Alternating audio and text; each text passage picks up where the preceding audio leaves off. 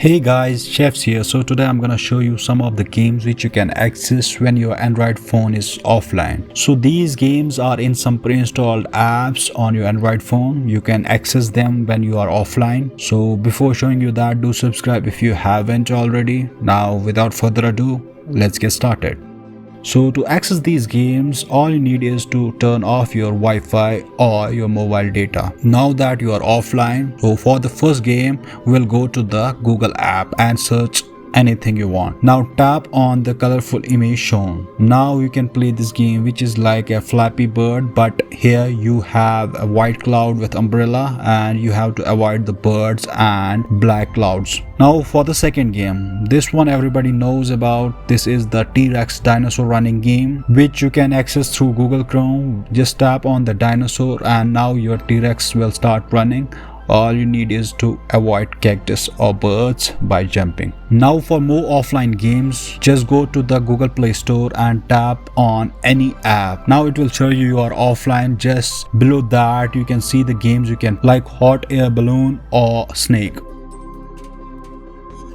I will not explain these games as when you play, these are easy fun games, you can play them yourselves.